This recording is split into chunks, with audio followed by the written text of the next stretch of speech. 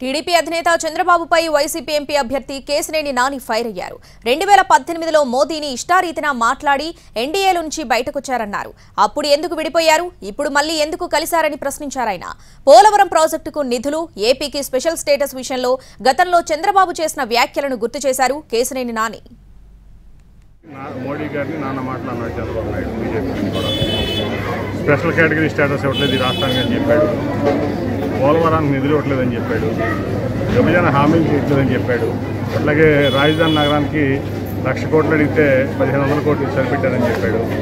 అట్లాగే అనేక రకాలుగా ఇబ్బందులు పెడుతున్నారు, రైల్వే జోను ఇవ్వట్లేదని చెప్పాడు. అనేక రకాల ఇబ్బందులు ఉన్నాయి కాబట్టి నేను ఈ రాష్ట్రం కోసం బయటకు వస్తానని ఆ రోజు చంద్రబాబు నాయుడు మోడీ గారిని నానా రకాల మాటలని బీజేపీని తిరిగి బయటకు వచ్చారు.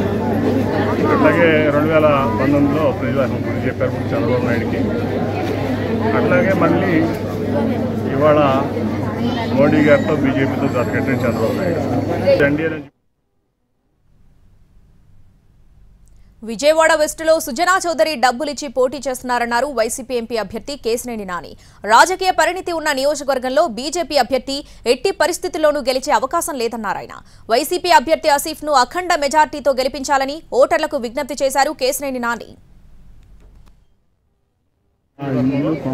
బీజేపీ అభ్యర్థిగా నువ్వు డబ్బులు ఇచ్చి వచ్చి ఉంటే అది నీ పగడకాలు.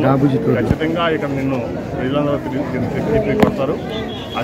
మా ఆసిఫ్ భాయ్ని మరి జగన్మోహన్ రెడ్డి గారు ఇక్కడ పెట్టినటువంటి మా వైఎస్ఆర్సీపీ అభ్యర్థి సామాన్యుడు, మరి ఒక కమిటెడ్ వైసీపీ కార్యకర్త, ఆయనకి ఇక్కడ సీట్ ఇచ్చారు. ప్రజలందరూ కూడా ఈ బీజేపీ అభ్యర్థి సుజనా చౌదరిని